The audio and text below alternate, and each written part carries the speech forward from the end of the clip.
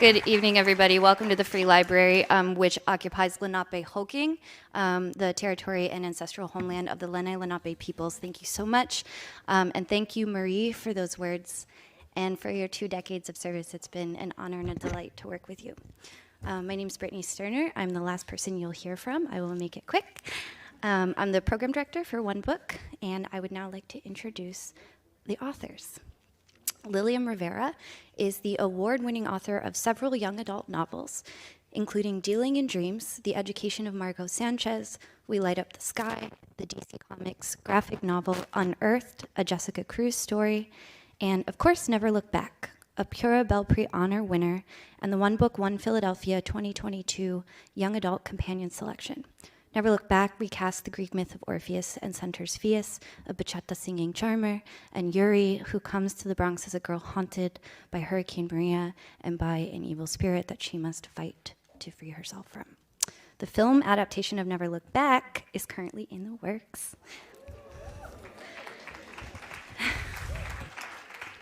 Quiara Alegría Hudes is the Pulitzer Prize-winning dramatist of Water by the Spoonful and screenwriter of the major motion pictures In the Heights and Vivo.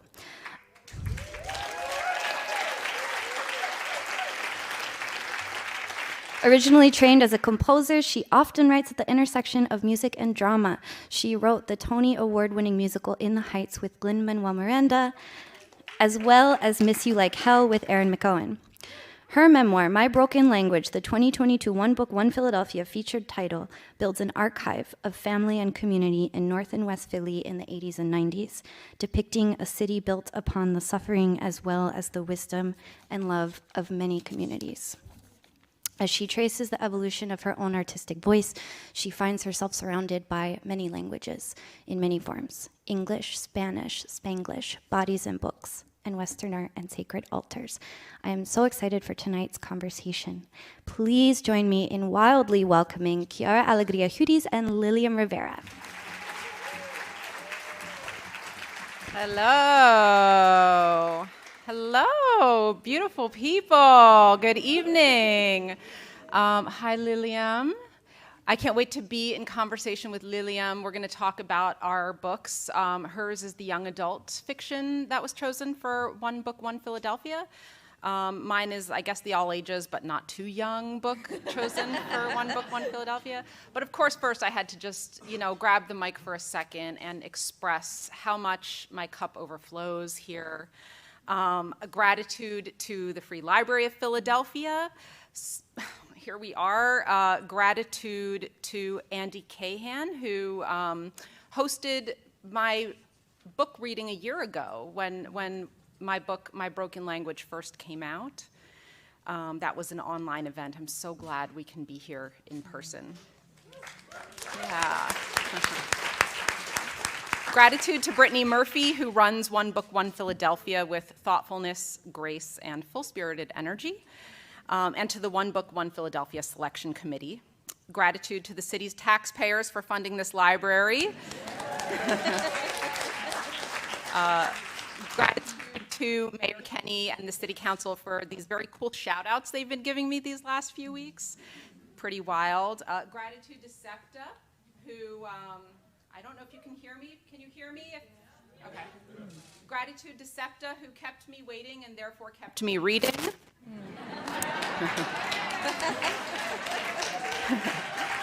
Gratitude to Faye Beecham, whose championing has never been required but always been cherished.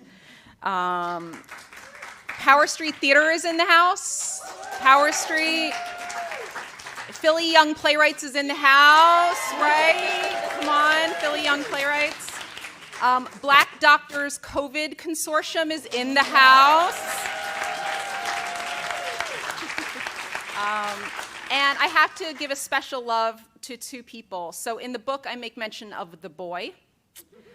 I called him the boy because when you crush on someone that hard, saying their name can be a little dangerous. It can bring on a tsunami of some stomach butterflies. So I wanted to capture that wild blend of horniness and innocence I felt during our first kiss. So I called him the boy. Ray Beecham and I met when we were 17, and I still really, really like him a lot.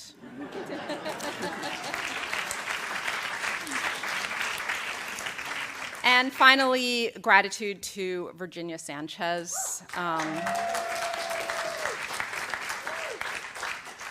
You think you know someone. I thought I knew my mom. But I received the rough draft of the Spanish translation, Mi lenguaje roto.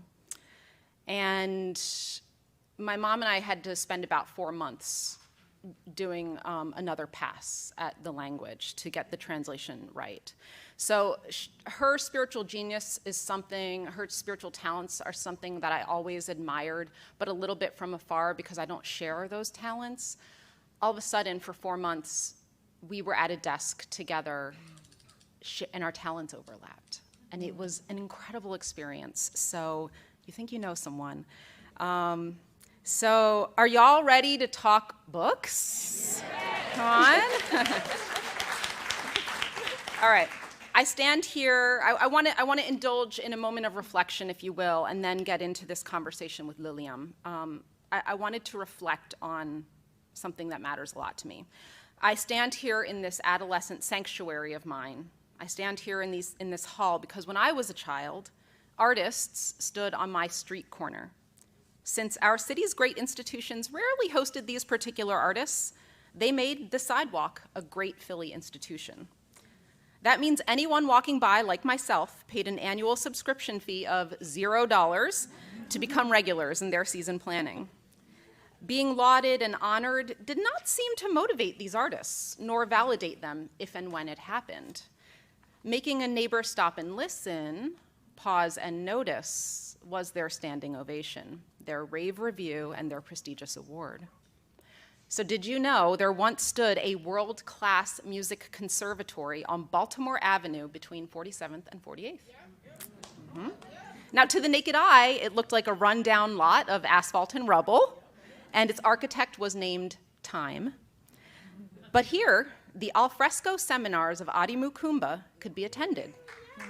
Out of trash, out of what myself and my neighbors deemed worthless, Adi Mukumba made one-of-a-kind instruments on which he serenaded whoever was walking by. Marimbas, cuicas, one-string basses, chequeres, guiros. Each one had a really cool sculptural look, and he learned to play each one virtuosically. So etiquette demanded my attentive ear, but it also earned me the right to ask for a turn.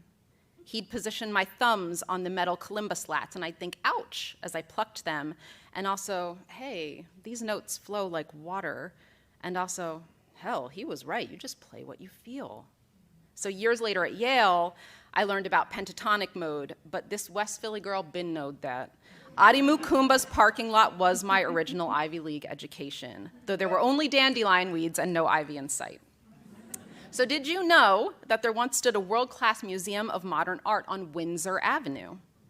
Now, to a passerby, it might seem like every other row home on that block. They might be Victorian twins, I don't actually totally remember. But if sculptor Earl Wilkie opened his door, dropped the needle on a jazz record, and led you through 3 stories of his original wooden sculptures, if you sniffed that old sawdust, saw those small twigs he had stopped whittling halfway through, or these grand tree trunks that tickled his ceiling with their smooth, buttery carvings, the Sistine Chapel was only a ceiling. Earl Wilkie's home required you to step around, to navigate, to squint and lean in close, to stand on tiptoe and catch the curve of the carve of the tippy top. And the effect was like having the Museum of Art all to yourself, except in the art museum, there's only completed works without the artist there to tell. Did you ever get box seats to the superb ballet company in residence on the South Street Bridge above the Schuylkill? Admittedly, their seasons were unplanned, performance calendar unpredictable, and seeing as they had no marketing materials to disseminate, they were easy to miss. Impressively, their executive leadership, board of director, administrative team, development officer, choreographers, and core dance ensemble consisted entirely of one unpaid woman, Kathy Chang, later Kathy Change. My front row seat was the passenger side on Mom's morning commute. Kathy Change waved silk flags for peace, marijuana legalization, and nuclear disarmament, using balletic swirls, kicks, leaps, and spirals. And you know, if she was still with us today, she'd be out there dancing for our global neighbors in Ukraine. The bend in her back as she arched was graceful. Her shouted mantras disarming and mischievous.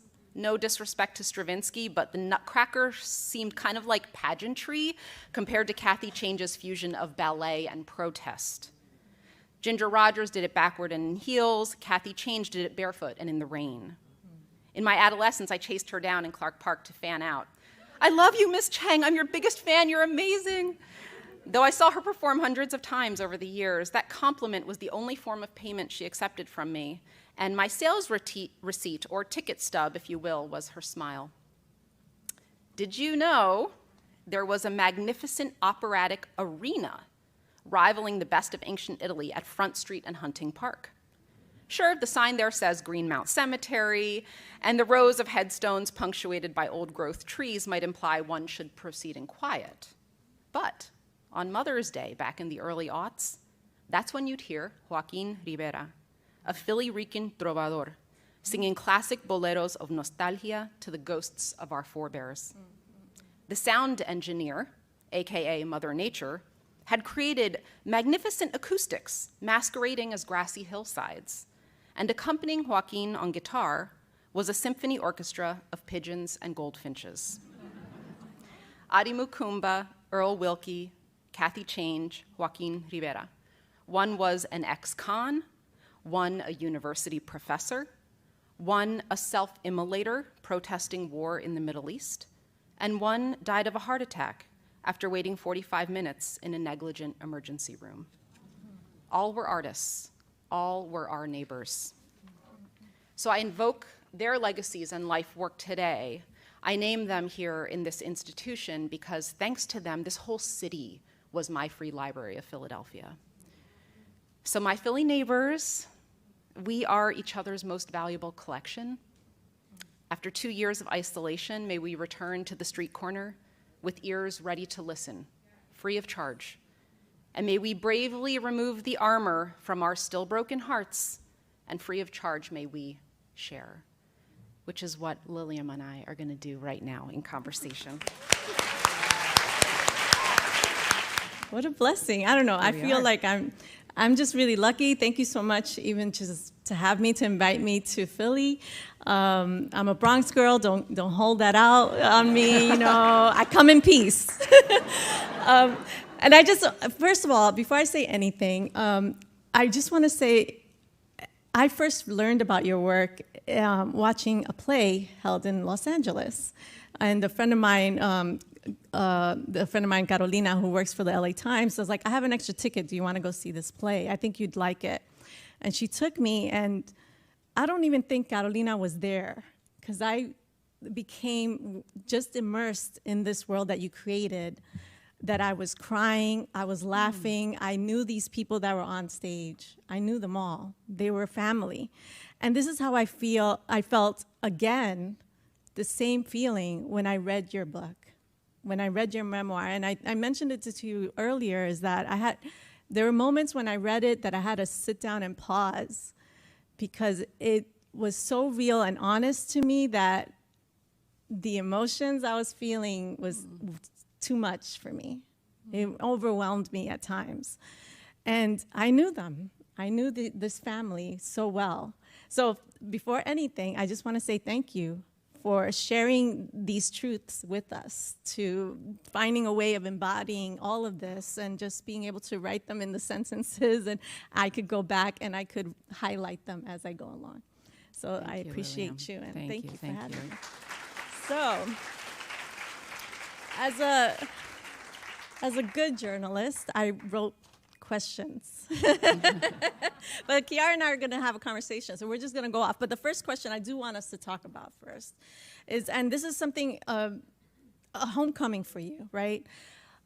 Writing this memoir, like what was it like for you to time travel back through these episodes of time, you know, periods of time in your life where were really painful or really full of joy, but what was it like time traveling as you were writing this memoir?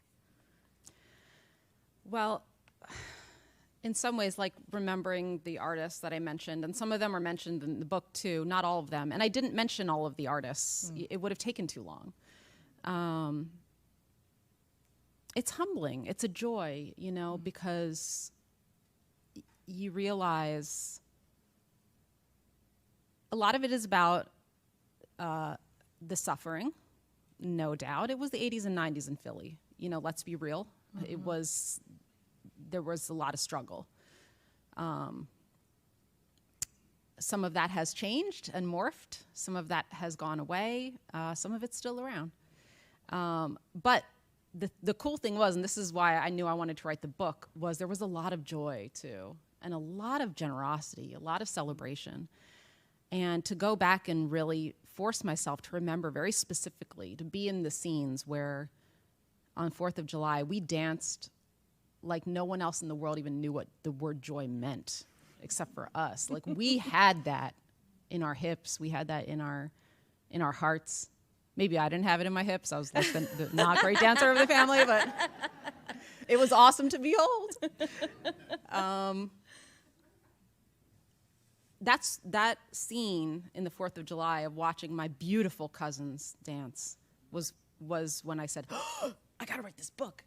And then what happened was I was, so I wrote that scene. And then what I remembered was, that scene was the year Bachata Rosa came out. So that's 1991. That's how I was able to remember the time, because I remember what we were dancing to. It was the new tape. And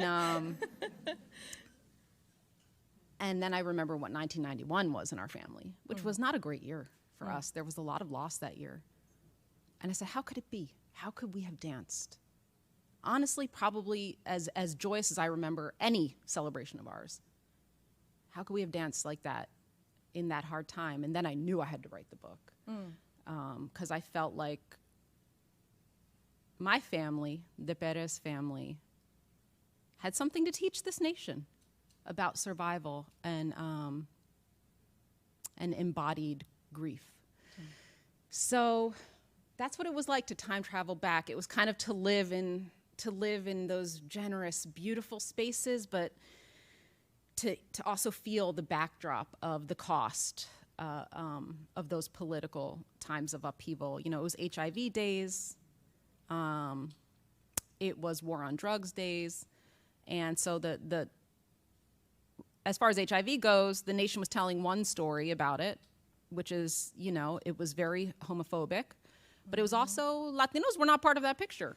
You wouldn't even know Latinos had anything to do with HIV/AIDS, but that was not my experience or my reality. So I'm like, where's the stories on us? Like I was looking for research to write this book. I still couldn't find it. Still couldn't find it. I had to dig real deep, you know. And on the other hand, with the war on drugs and everything, when we were out there in the stories, it was an ugly, unfair picture, and it was not real. So, you know, I went back and tried to be in it for real again.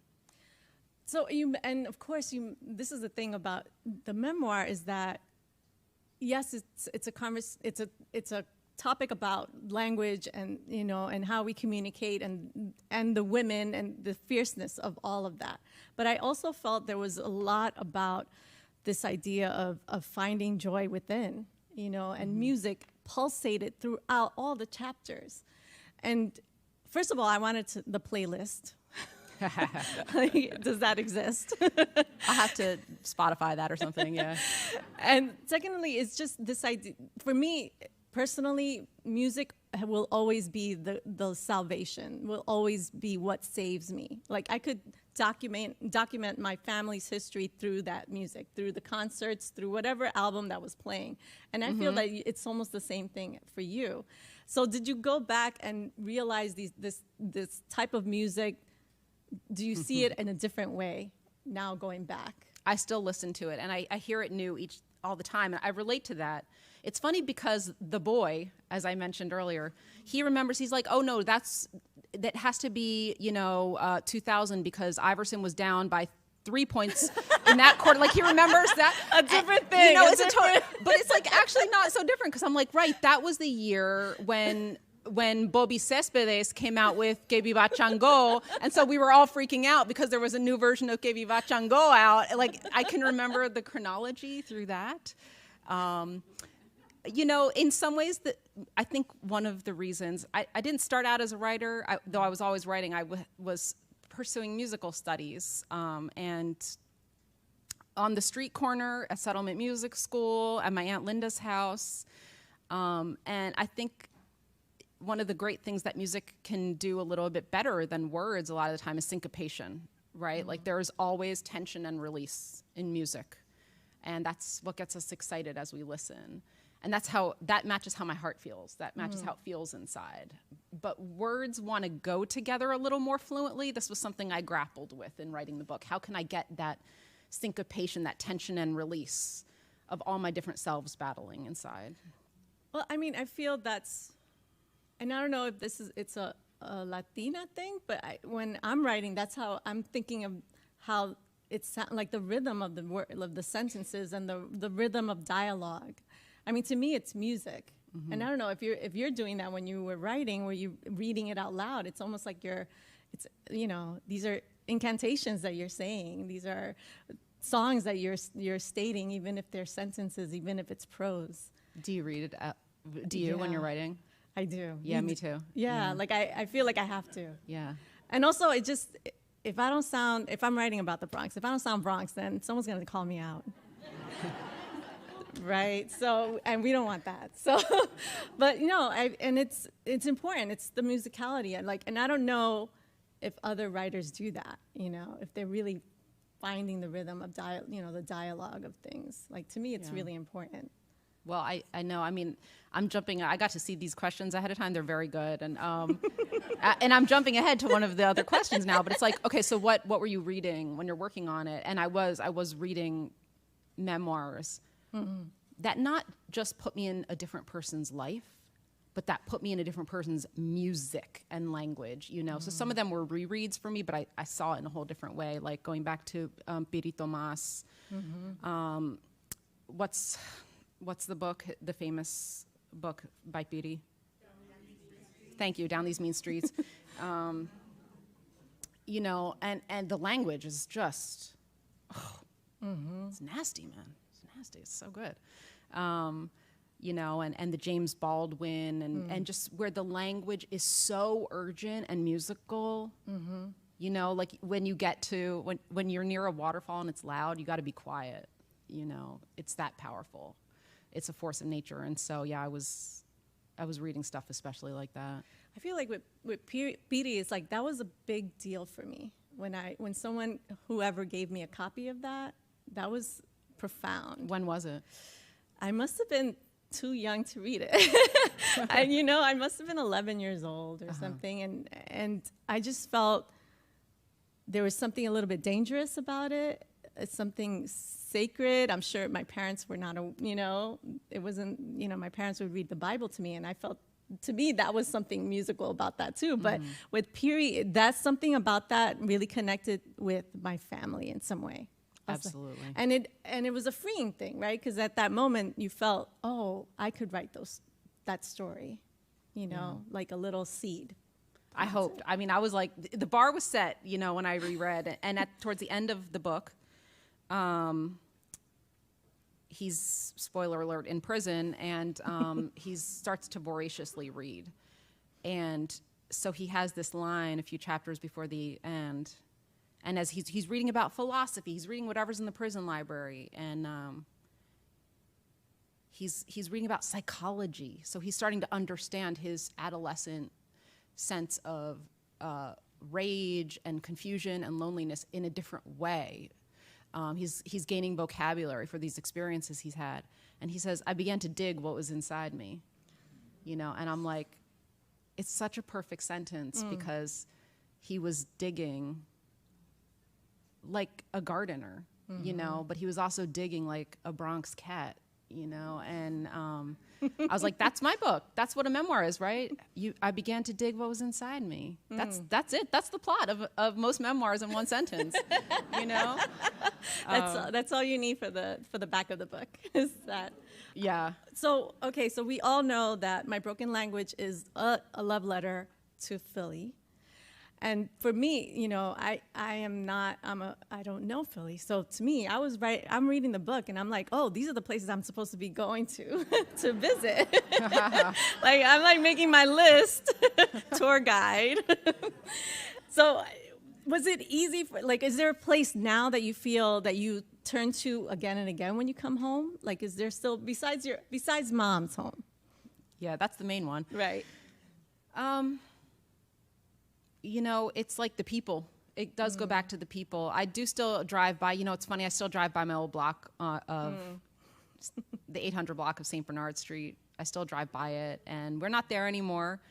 But it doesn't look any different. It looks the same. It is those houses were built to last. You know, I think the thing that feels most distinctly Philly to me is the gardens, the North Philly Gardens. And I do get to, Power Street Theater does some programming in Las Parcelas. You know, but it's a cool notion that some old chicks who were farmers back in Puerto Rico could come with all their knowledge and find where the empty lots were and get some truckloads of dirt brought in and make some gardens in Philly. You know, it's like when you migrate, a lot migrates with you. I mean, the gardens migrated with them. And so that to me is very distinctly Philly. I'm sure that is in New York too, but I know the women who got that dirt under their fingernails. That's the most powerful thing, that idea of even creating a garden and translating it, you know, transporting it and also translating it to new ground here and making it something new. And it's the most powerful thing to do, is be able to grow something. I just remembered, you know, in the last 2 years, like, potted plants have trended because of the pandemic. Plant mamas. So people are propagating. I have a playwright friend, Amy Herzog, she propagates plants and gives them to me. They're beautiful plants. But I'm like, man, if Titi Ginny, she'd be just smirking. She'd be like, I did that. I did that. Like, you would go, her kitchen was like mason jars full of leaves and stuff. And, you know, she was always growing so much. And so that was with the North Square Neighborhood Project. And I'm sure there were other organizations involved. And I don't know all the machinery involved in that. But, you know, all those organizations were founded by individual people who just held hands and were like, let's do this crazy idea this weekend, you know. Well, let's talk about, or I want to say this one thing before we continue, which is one of the most powerful things that I read was the chapter titled Serenity Prayer. It's on page 224. It had me crying, and only because personally, you know, I'm a sober person. I've been sober for like 20 years, and alcoholism and sobriety is not a conversation that I can flowly have with my family. You know, it's just not something that we talk about, even though it's always prevalent in all my work. So when I read that, it felt like such a jarring thing to see on paper, because I still felt in my head that this is a sacred and a secret thing that I keep to myself. To see it like in print, it floored me so much that I had, you know, I was crying. But it came at a moment when I needed to hear it. It was a reminder of, you know, it was a reminder of like, we suffer, but we don't suffer alone, you know. I love that. So I just wanted to say, and this is something that I feel like we have to have a conversation about, is how do we reconcile being like kind of the translator for our family in a lot of ways when we're writing creatively, when we're writing, you know, I write fiction. Of course, I'm digging right into what my family have, you know, what they go through. Never Look Back, obviously, Hurricane Maria. But sometimes I feel like, do I have the right to do that? You know? Yeah. I think it's urgent. I think it's an imperative. You know, they talk about the violence of the archive. And erasure is part of that violence. There's also just the happenstance of the archive. Our archive is tricky because it's in different languages, and one language is more dominant depending on where your feet happen to be at that moment. So there's also trickiness. There's, colonization of the archive. So the only way to address, these things is to create the archive, to be the archive, to pass the baton, because you cannot do it alone and I cannot do it. I have no right to represent the entire community alone. Right. That must be a joint effort. It requires a lot of voices. It requires a lot of writers. So it is imperative in terms of, but it's hard. It's hard, especially when you get to painful stuff, right? In the particular instance of the Serenity prayer, the reason I included that chapter was because when my cousin went through recovery and was successful at it and is to this day and is very impressive. It's been decades now, like yourself. Congratulations. There's this notion of the rags to riches story. It's like some American dream kind of story. And, I was so skeptical of it for many reasons growing up, but especially seeing her triumph through her being clean, because, I'm like the one who kind of made it. And that's supposed to be the triumph story, but I found her grace and humility that is required that I witnessed every day to stay clean. That was really triumphant. That seemed very hard to me. And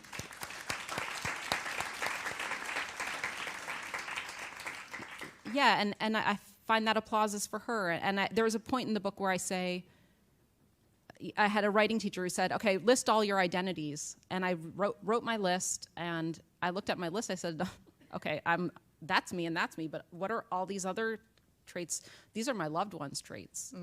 And I realized at that point, I said, oh, my cousins, and by extension, really, I was, the realization there was that my female relatives especially, they were that of God within me.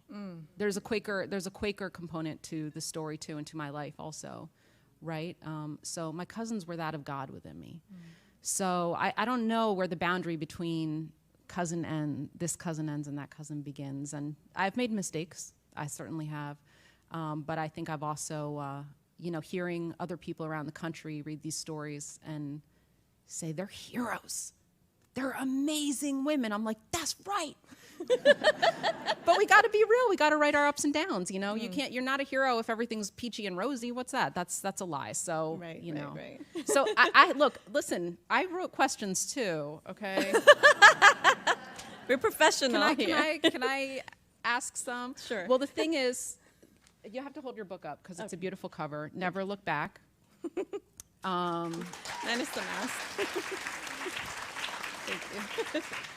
And it's about many things, but part of it is set and addresses the Hurricane Maria, and it's set in a mythological framework. So there's Orpheus and Eurydice. It's dealing with this kind of Greek. So I was floored. I was like, I'm not the only one dealing with these kind of mythological components. I was so excited about that. And then there's Atto, who is how I would characterize is he's a really dangerous guardian. He's a spirit. These are characters in the spirit world. There's characters in this flesh and blood world too in her book. But I thought this dangerous guardian, it really freaked me out and scared me. So I wanted to ask you some questions about, since I'm dealing with mythology and with spiritual energies and with natural energies, and you're doing the same in your book, I wanted to ask some questions about that. But maybe first, can we share a few words from our books about those topics? Yeah. I love that you asked me to do that. So I'll just read a little bit. It's told in alternating points of view. So you have Yuri, who left Puerto Rico because of Hurricane Maria, who's being followed by Atto, the spirit, and Fierce, who's a wannabe bachata singer who woos the girls, but ends up falling in love with Yuri. But here he is in La Casitas, and he has to go look for her because she has been taken away by Atto.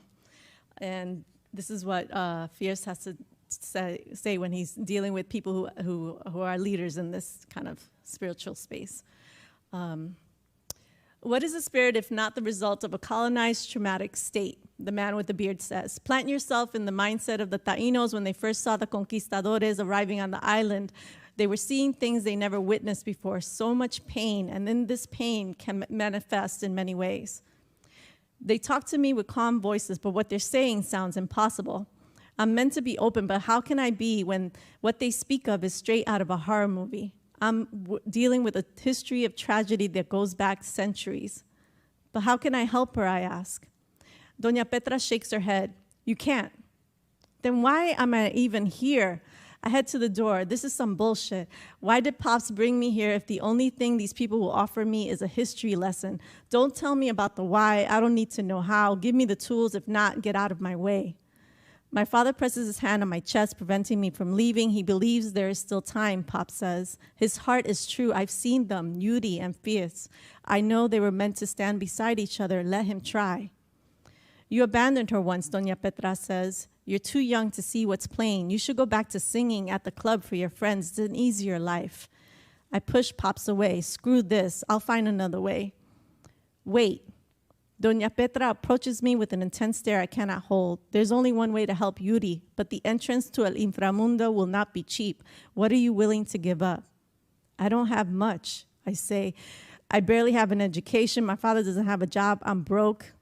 Dig deep, Doña Petra says, because your love will not be enough. Your anger will not be enough. What do you have of value compared to a tempestuous spirit who came from a world filled with suffering? He can sing, my father says.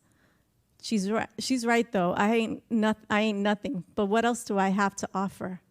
Let me try, I say, please.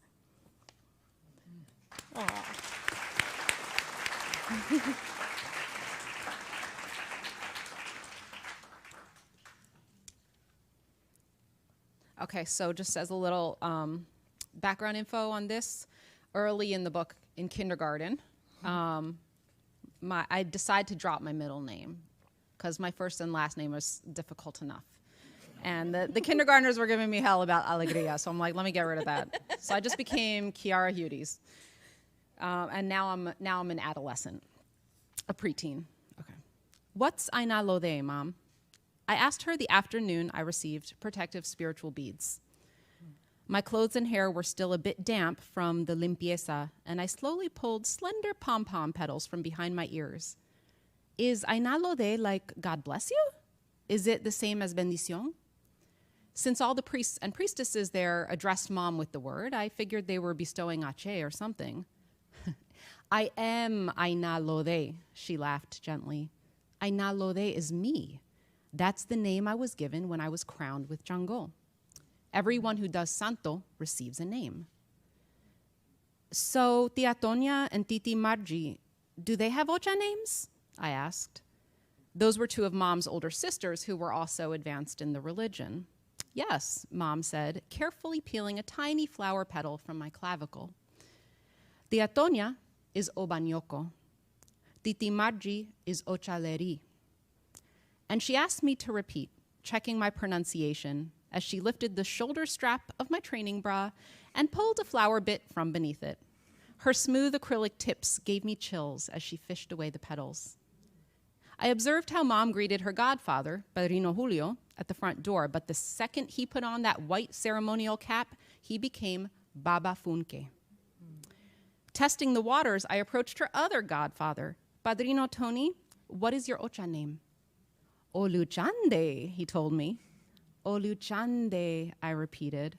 It felt marvelous to say. And as he smiled, I realized I had dropped my middle name years ago, fatigued by its difference. Meanwhile, this circle welcomed the complexity of new names in new languages. Time to pay attention, Kiki. Time to ask if you can accompany Mom to the next tumbao or bembe. I love that.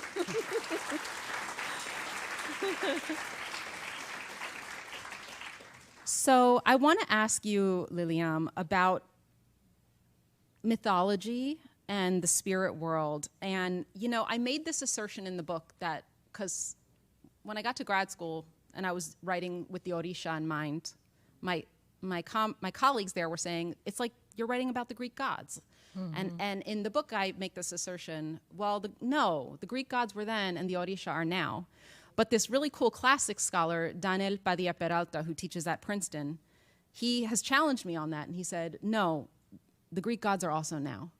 And he is a Black Dominican Haitian scholar who's dealing in these worlds really deep. And I was like, oh my God, okay, teach me. So I'm curious because you're adapting Orpheus and Eurydice. Tell me about how the Greeks are now. I mean, I don't think there's original story. I think we're all saying this, the story is being repeated again and again. And so for me, the Orpheus and Eurydice story is just something that I'm sure was passed down, like just reinterpreted and retold, even in Puerto Rico.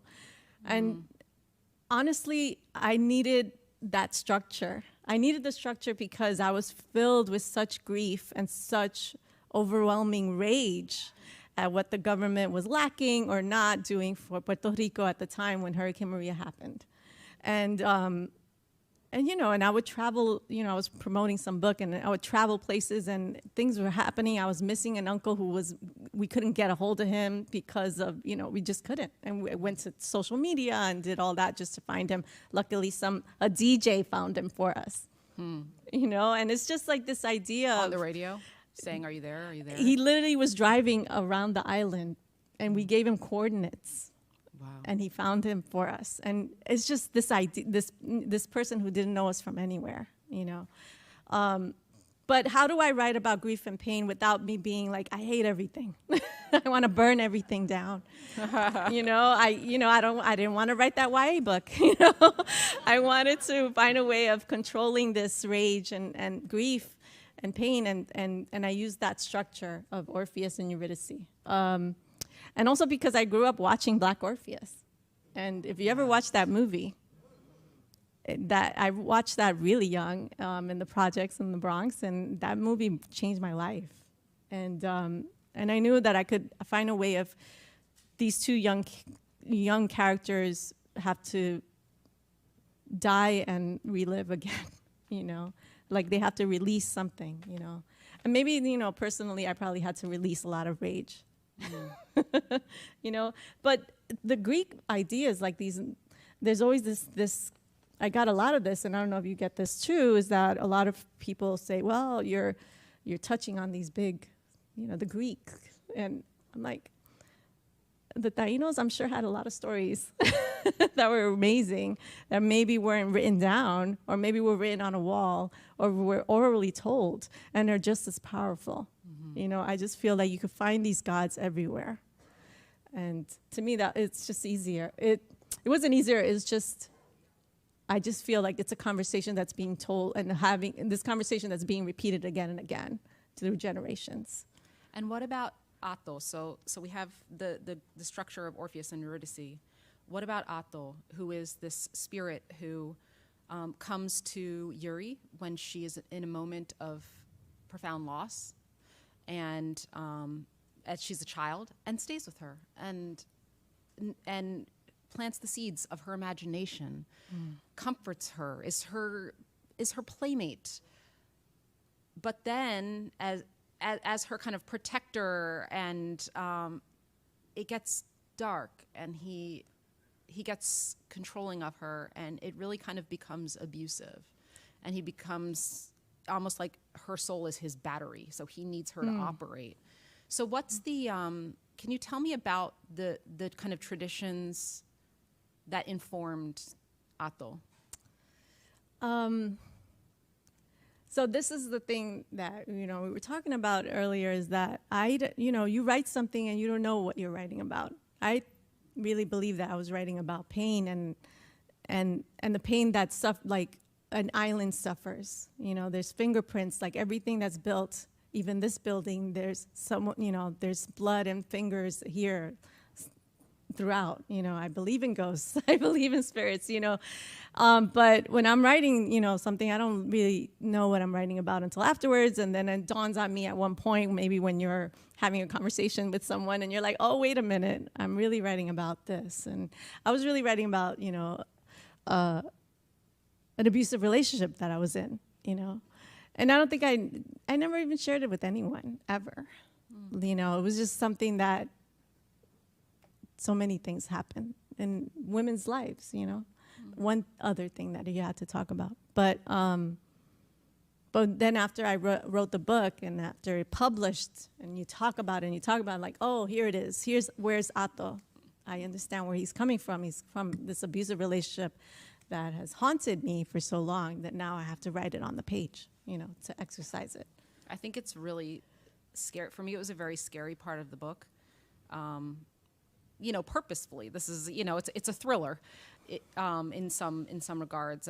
But just the notion that someone that loves you and helps you grow so much can also, in the end, really try to kill you. Yeah. That was really scary. And I think you pulled that off very well. So how do you, when you're dealing with these dark energies writing, like, how do you protect yourself? I know, because this is the question. I'm going to ask you, what do you do? I think this has to be our last question. So let's talk about protecting ourselves. Yeah, protecting ourselves. Well, because it was a painful thing to write, I went to therapy. Amen. And I really did start very much practicing meditation, therapy. I'll try anything. I'll connect with them. AA has always been my thing for me since I've been sober, so I go to AA all the time. But after writing this, I really needed to hype it up, heighten it all up to get those tools in place. Yeah. And I dance a lot. Did you dance a lot? I don't know. I dance a lot. Yeah. I was taking bachata lessons online as I was writing this book. I love that. I had to, for me, I was actually taking a break from theater. I had been a playwright for 20 years. It had started to take a toll, just like y'all know, you do something for 20 years, it becomes a grind. It can be very hard. And so I needed to take a break. And so writing the book was my break.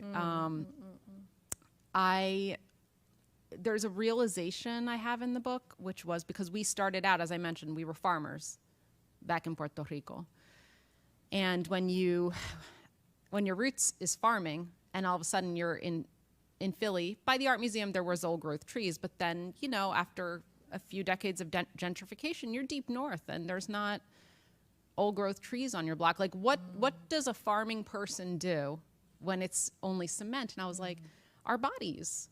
That was our plot of land, our bodies. Then it made sense. That's why we were able to dance like that at that 4th of July, because we knew we were farmers and this was our land. And so I knew I had to, it's very easy for me to just be here. This is me. This is Quiara right here. But I knew in writing a book about our bodies, I had to, try to get rid of that. So I also did therapy, but it was a lot of prayer. I was like actively praying more than I usually do. A lot of walking, just trying to be in my body constantly, which was also a good practice of wellness. Eat well. I ate ginger all the time. Me and the ginger was like, and I reconnected with the ancestors in new ways and learned new ways to speak to them, which was very helpful.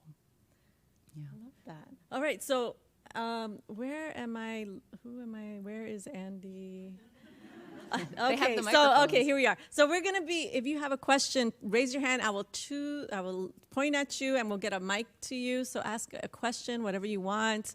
And okay, right there, white shirt. I didn't realize. Okay. Oh, thank you. First of all, I want to say, ladies. Lovely, lovely book. Thank you. I am a Castle Hill, Bronx transplant to Philly. Hey.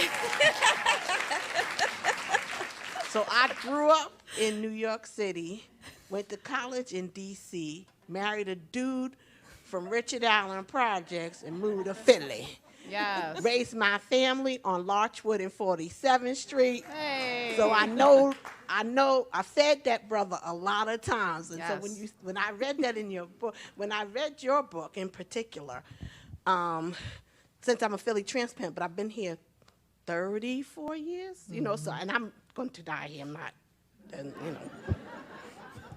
not going anywhere.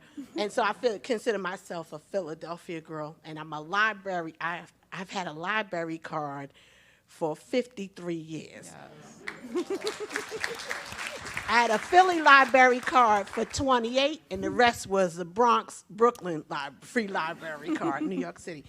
So, Lillian, I want to say that I appreciate, and not just your genius in your book, but the fact that you were willing to be vulnerable, because there are a lot of young people, brown folks, male and female, who need to know that that does happen. It's not just them.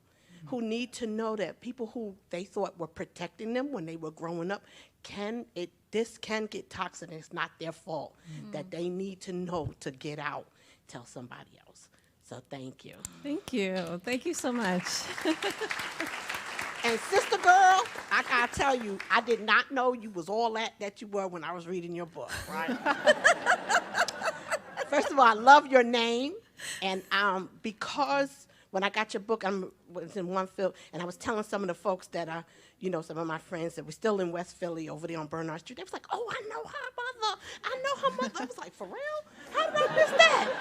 I guess I'm not a real Philly person, because and my kids are a little bit younger than you are, so I didn't really. Some folks that knew your family, I appreciate the fact that you wrote your memoirs, though, because I am Trinidadian by way of the Bronx to Philly, and we never considered ourselves immigrants because my father's family is from the South.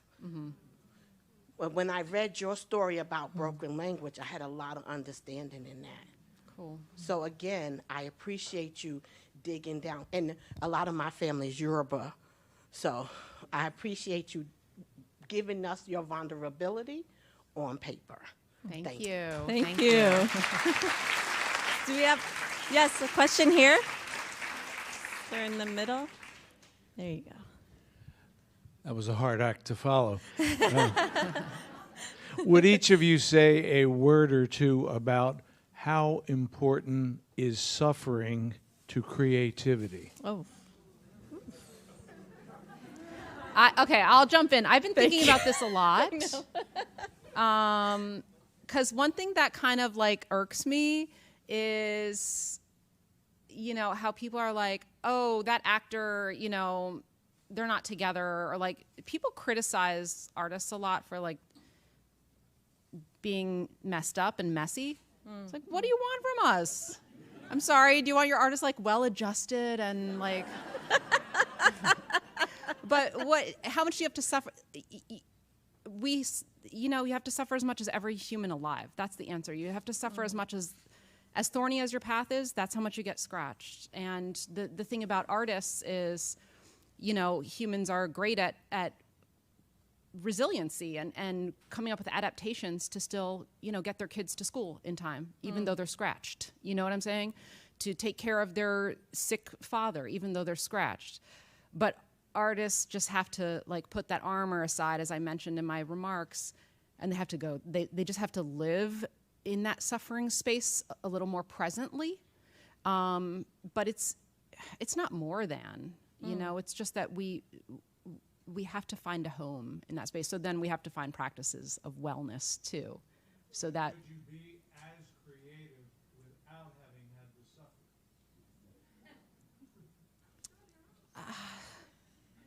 I don't know. I don't know what the alternate path is. What do you think? Well, I will say this, because I write for kids, for young adults, and I feel like sometimes there is an emphasis of brown and black pain to sell, that the stories have to be that. And I'm here to say that no, that there could be joy, and there could be books about complete joy, and there could be books about, pain as well. That there could be both, that we don't have to be either or. It could just be, I could write a heist story that's silly and funny and sexy or whatever, and I could also write about something that's a retelling that's a little bit more deeper and more personal. I could do both. Yeah. Buy it. Oh, another question. Yes, back there, and then I'll come on this side. Sorry, and I'll get back them. Yes. So yes, sorry.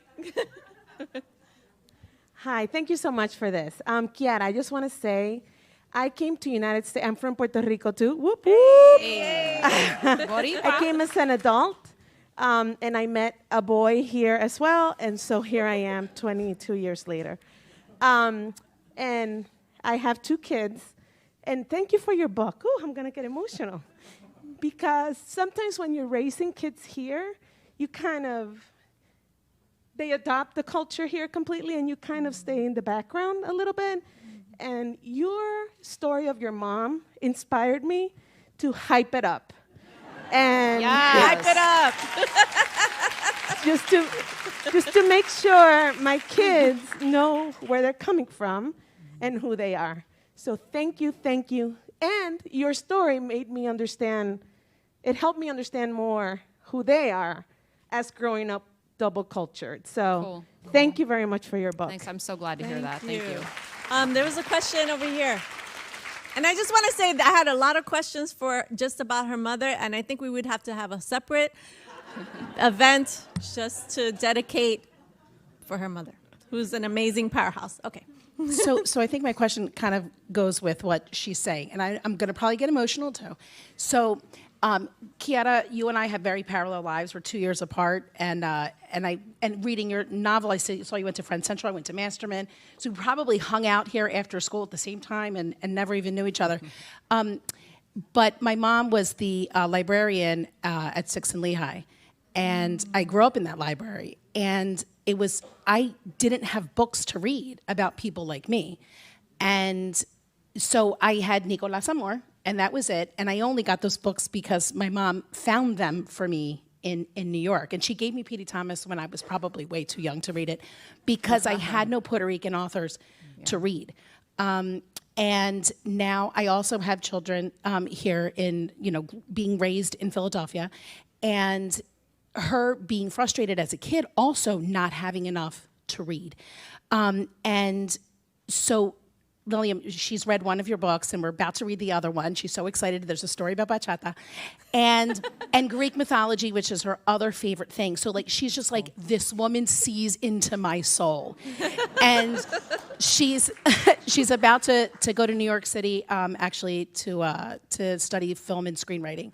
And what she wrote about was about the fact that she wanted to produce things for children, Latinas that are growing up in the States and have stories, reflecting themselves. So my question for both of you is, who were your favorite authors growing up? Who did you look to for guidance in your inspiring you to then become authors? Well, the turning point for me, and it's in my book, is when I read Shange for Colored Girls Who Have Considered Suicide When the Rainbow Is Enough. And the reason that was a turning point for me, I read so many books I loved. The reason that was a big one for me is because she was dealing with a sort of a kind of spiritual reality that spoke straight to my heart. When she talked in the end, now I was familiar with laying on of hands in the biblical sense, but that felt a little bit distant for me. I was really familiar with laying on of hands because we healed each other in my family. Literally, my mom, I talk about my mom was giving abuela a scoliosis massage and discovered her scar from the, coerced sterilization. We laid on hands.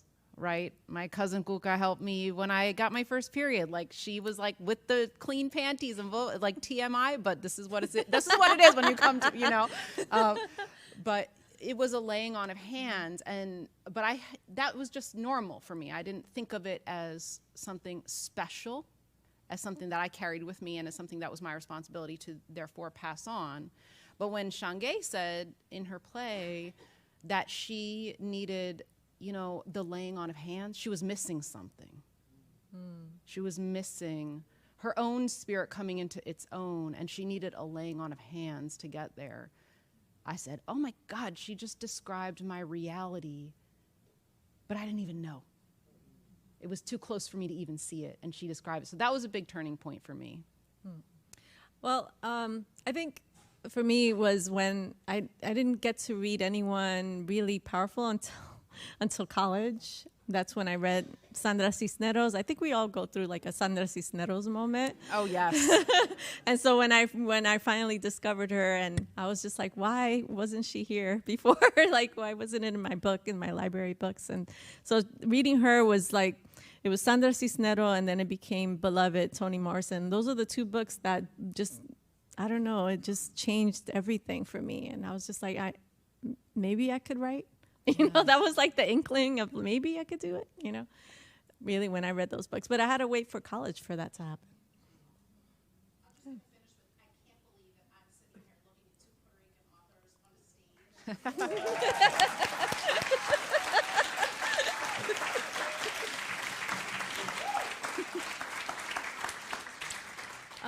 We have time for one more question, and this person here in the middle, yes? Went so fast. Thank you. And just like everyone else who's gotten a chance to speak, thank you so much for bringing the Latinx voice into the conversation. I also grew up born in Venezuela, family Peruvian, brought here at 1 year old, and never got to read about people like me. And getting that chance has been amazing.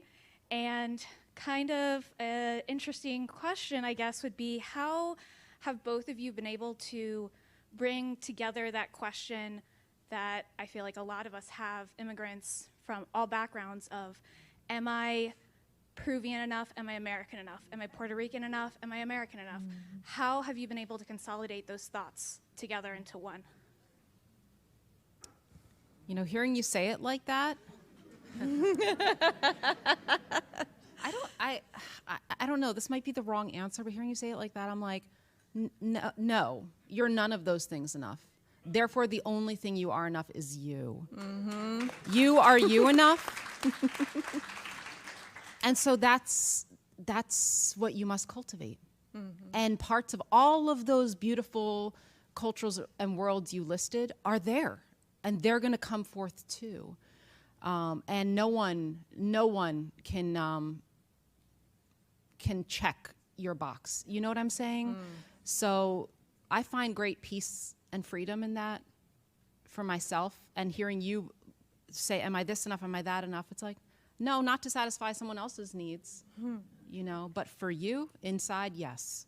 Yeah, and I agree.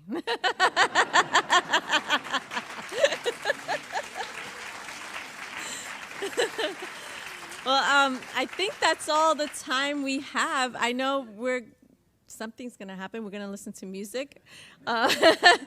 Yes, and yeah, I'm excited for that. But thank you so much, and let's thank our favorite person, Quiara. So we thank you once again to Quiara Alegría Hudes and Lilliam Rivera. I'm so grateful that you could be with us tonight. We're now delighted to welcome students from the Curtis Institute of Music to the stage for the premiere of an original work inspired by my broken language. The Curtis Institute has graciously partnered with the library, and we thank them for bringing their talented composers and musicians to the One Book experience. Different Universes was composed by Leah Amick, and a student at the Curtis Institute of Music, whose compositions have been performed by the Curtis Symphony Orchestra, the Boulder Philharmonic, the Orlando Philharmonic, and the Indiana University New Music Ensemble, and others. Recently, a one-act chamber or opera for which Leah wrote both the libretto and music was premiered by the New Voices Opera. Different Universes is performed this evening by Curtis students, Dave Tarantino, on the marimba and Alan Liu on guitar. Please join me in warmly welcoming them to the stage.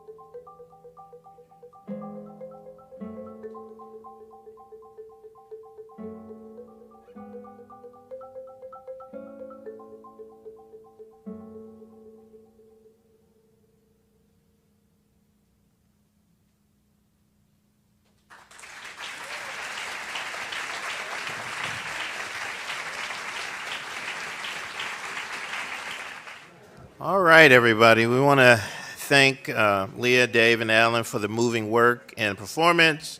Thank you again to Marie for your 2 decades of impassioned leadership of one book. Thank to Lilliam for the wonderful conversation, and Quiara to launch 7 inspired weeks of programming around your books. This year, we're continuing to offer our patrons multiple ways to continue to engage with One Book and want to welcome you all to both in-person and online programs. I encourage you to visit the freelibrary.org/onebook for the full calendar of free events, which includes books, discussion films, performances, workshops, and creative activities for all ages.